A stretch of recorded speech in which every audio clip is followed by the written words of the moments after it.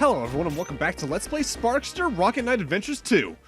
In the last part we started off the game and got through more or less just the prologue and the intro stage. And now we're moved on to stage 2, which is our desert level for the game.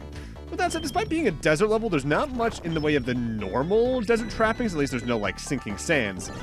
The only sand that's here, I believe you can use more or less as a double jump, or at least an extra opportunity to just rocket dash through it.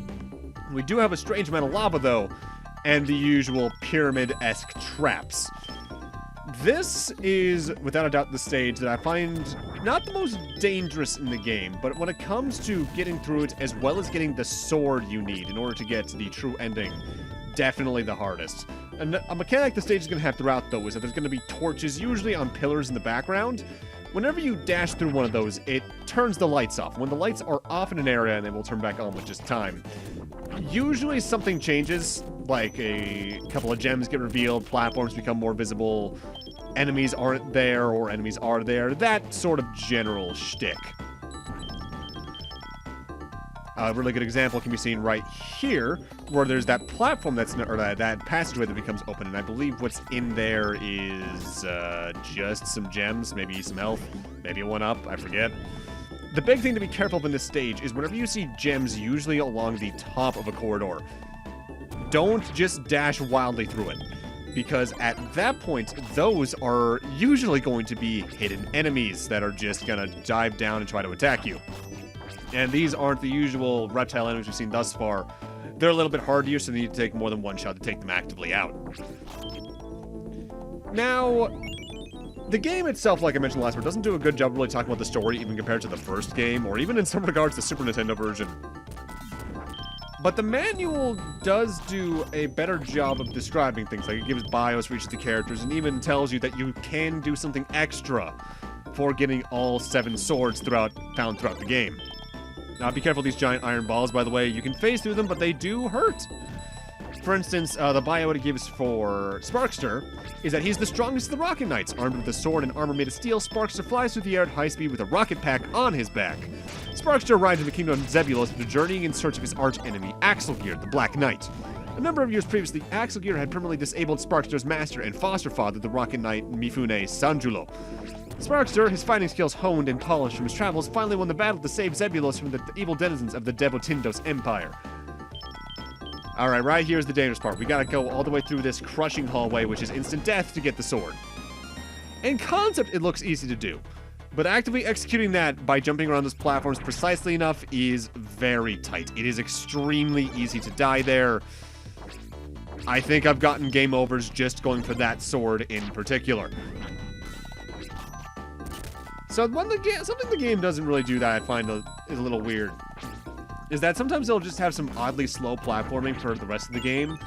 Like we got this section where we got these platforms that are going to move, but if you try to rocket through stuff here, you're just going to end up taking more damage than necessary, so they want you to just wait and duck on this platform, and it feels really weird for the rest of the game. Like, even the other slower, more methodical platforming portions in the rest of the game, they don't really do stuff like that. But we did want to do in order to get some extra items. Namely, just some extra health or gems, but hey, you never know what you might need. Next up, we got a bio on Axelgear. Axelgear belongs to the Black Knights, a band of former Rocket Knights gone bad. He's utterly possessed by evil ambition. After he disabled Mifune, Sparkster's master, he became Sparkster's evil arch-rival. He wants to hunt down all remaining members of the Rocket Knight Corps. Then we actively got some bios that are very short for the other characters seen in the game, like the princesses. There's Princess Cherry, who is the... No, that's not Princess Cherry. She's the princess of the kingdom of Zebulus and Sparkster's girlfriend. And then there's Princess Cherry. She is also in love with Sparkster. She's been kidnapped by the evil empire and is now confined in some secret location. I should note, I went over them in the order I did, but they're shown as opposites in the manual, which is weird because why start with one that is also in love? Alright, then we got this mini-boss here that's just giant lava face that'll just be across several different altitudes in the room. You know, one thing with this boss fight is that while it has a fire beam attack that'll just fire straight forward, when it fires stuff at the lava below you, it erupts into towers that move straight up, and to be frank, I'm not entirely sure how to avoid it without abusing the invincibility frames of the rocket dash. So, I don't know what they want you to do there. And coming up here, we got a bit of a weird mechanic. It looks like there's basically nothing in this room. That's not true. There are several invisible platforms you can only see by attacking the torches. And even though you can't see them, their collision is still there.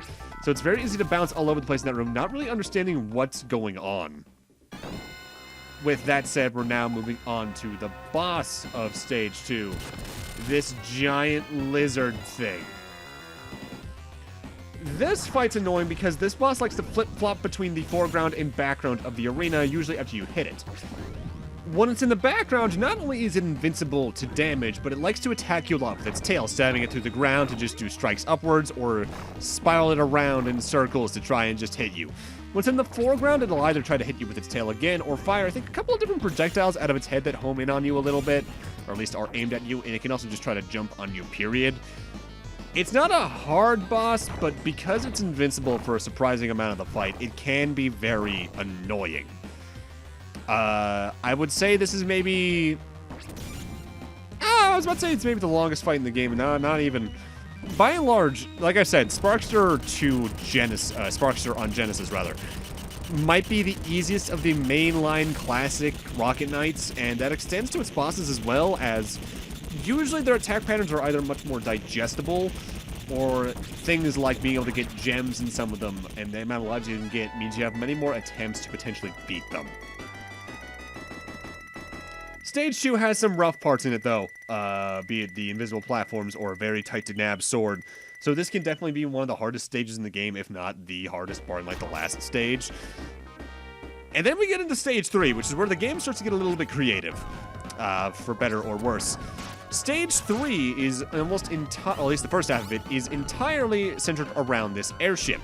There are several holes underneath the ship that you can jet into to go around the ship. Our goal here is to take care of the propellers to destroy the ship, though. And the way you do that is just by randomly teleporting around using the little holes that we're falling into. You can only attack the propellers from the side that has the screw, and something that you would barely have noticed at the start of the stage. The first, I guess, porthole I went into on the ship led me to this stage's sword. It is very quick to get in the stage, but it's very easy to miss as well, because you need to go through, like, I think that's the only room you can get to it from, honestly, is, like, that hole I went in at the start of the stage. Now, you do need to be a bit careful in this stage, though, because you are timed. This is, like, the only stage that has a real time limit. Because the little disco balls floating down from the sky that are hitting me every now and then, they home in on you, yes. But they also destroy the floor beneath you. Because beneath the ship, the floor is slowly being destroyed, and you need to get through it as fast as you can so that you don't get killed, frankly. This stage can be a little weird, but it's not exactly hard. It's more or less just trial and error and a war of attrition until you find the directions you need to go in. My general advice: just keep jumping in and out of the same holes you come out of, and you'll usually find your way to the next propeller you need to destroy on the side you can destroy it from pretty quickly. When the ship is exploding like that, you have finished the section, and now we're on to a pretty by-the-numbers auto-scrolling section. This game has a couple of these. Not the biggest fan of them, but at least they're not too fast. You do need to be careful of these, I guess, laser eyes, though, because you can't phase through them. You need to destroy them, otherwise you can get crushed by them if they're blocking up the wall entirely. Going back to the manual's bios, though, we got two left. We got the boss of this stage, Haley, who's the leader of the Ghetto Ninja. I guess the only reason that they gave him a bio at all is because he has a character design. And then there's our villain, Evil King Ghetto, the King of Darkness who plots to destroy the world using wicked means. And then finally, let's take a look at the hint for what happens if we get all of the swords in the game. The legendary armor. In Elhorn, there's an ancient legend of the Seven Seals. One of the Rocket Knight's weapons is the armor known as the legendary armor, which possesses a special sacred power. If a warrior wearing the legendary armor obtains all 7 keys to the seals, the warrior will be able to unleash the sacred power of the armor and become invincible. The 7 keys to the seals exist somewhere in Elhorn, but nobody knows what they look like. Find the keys, break the seals, and release the sacred power that will thwart the evil ambitions of King Ghetto. It's time for Sparkster to head into battle once again to save Elhorn. I genuinely like that they tell you that there's something you can collect in the game like that in the manual, because I don't recall them outright doing that with things like Sonic. But I'm also probably wrong about that, because I genuinely don't remember when the last time I read Sonic manuals were. Like, I think back to when I was a kid playing Sonic 2 or 3 on my brother's Genesis, playing Sonic games on my own consoles like Sonic Heroes, or when I eventually got the games towards late middle school, early high school, Adventure 1 and 2. And when the Chaos Emeralds weren't plot-related, I don't really think they talked as openly about the special stages in the manual because they talked about them so blatantly in the game themselves, usually. Like, I don't recall if the manual outright refers to last story in Sonic Heroes at all, for instance. Like, I think through games that have very secret power-ups to get a true ending. And usually if there's some hint, it's like, oh, did you hear about this? That's probably the most blatant in what you have to do. They just don't tell you what the seals themselves look like, but that's what the swords are. And even then, what they tell you that you get is a little bit of a misnomer. More on why next part.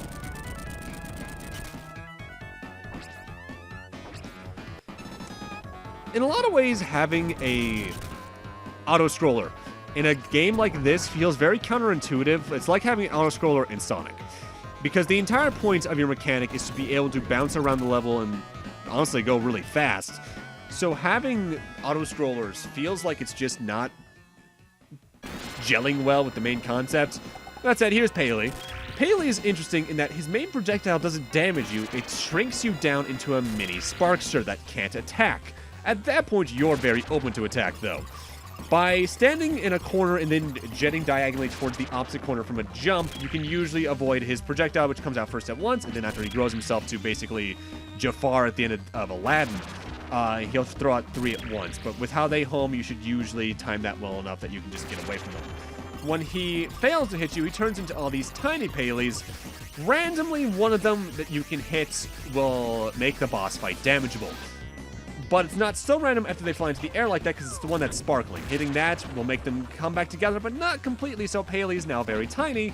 And from there you can do damage to him as he runs left and right across the screen, jumping at either extreme side of the screen. Eventually he just reforms into his main form, and then the boss fight moves from there. I forget if he gets any unique attacks when he shrinks you down. The best thing to do is just avoid it as best you can. Again, just jumping and then diagonally charging should get you through it often enough. From there, the big problem is just potentially not having the enemies jump up in the air enough for you to be able to see which Paley is damageable when they're all tiny. And from there, just waiting for the next time they do that attack, which makes fighting it a lot easier. Sometimes I feel the amount of attack volleys this boss does before the damageable phase is a little weird. Like sometimes the giant Paley only fires out 1 volley, sometimes it fires out 2. It's inconsistent. Oh yeah, and that's the thing. Sometimes the tiny Paleys will also turn into the very projectile that shrinks you down, meaning you just won't be able to damage the fight at all, even if you do hit it. The shrinking does go away with time, though. It's not instant kill. And that's the boss fight. I like that. I see that explosion. I'm just immediately reminded of Gunstar Heroes. I love it when bosses explode for no reason. I'm looking at UTM-NC4. There's something just very satisfying about it. Also, half the enemies in Symphony of the Night now that I think about it.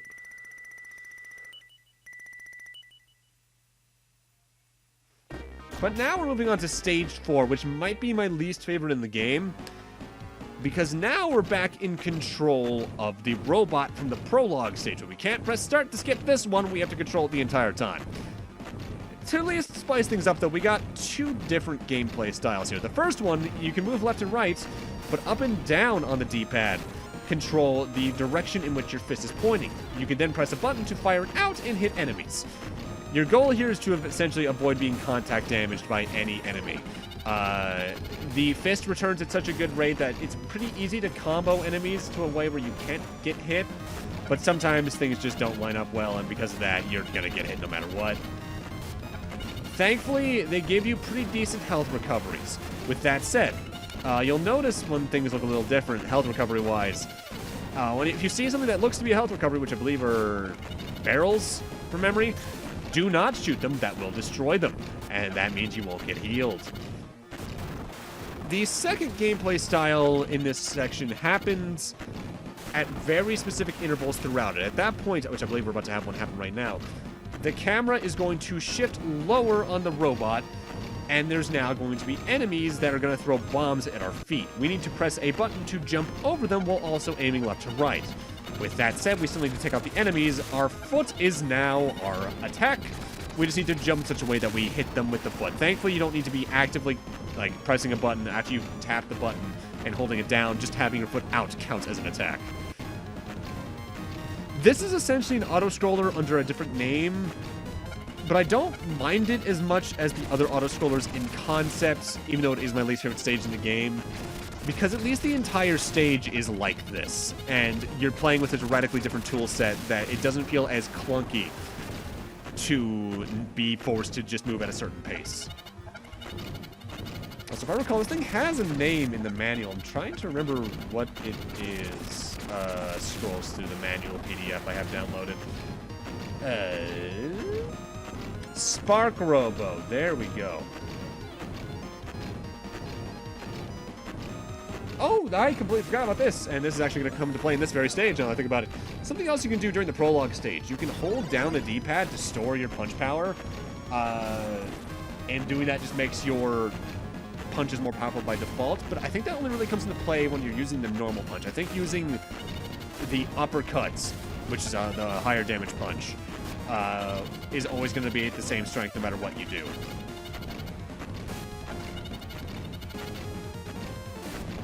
Past a certain point in this stage, though, things change up once again. I think we go through roughly 2 volleys of each of the other gameplay types. That's the barrel. Don't shoot it. I just did. I think that just means I didn't get that health. Or does shooting it give you the health? I don't remember.